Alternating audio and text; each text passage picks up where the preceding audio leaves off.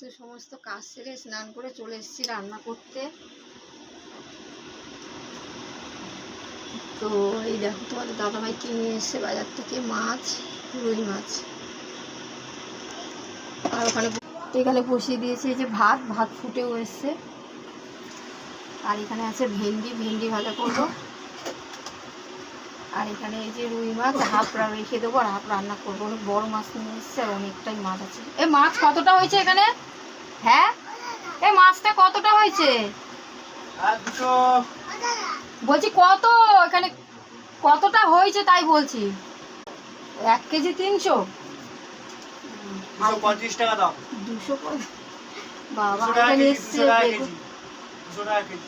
ও 200 টাকা কেজি। আর এখানে নিয়ে এসছে টমেটো, ধনেপাতা, কাঁচা লঙ্কা। এই যে ভালো করে ক্যামেরা না ধরলে দেখানো যায়।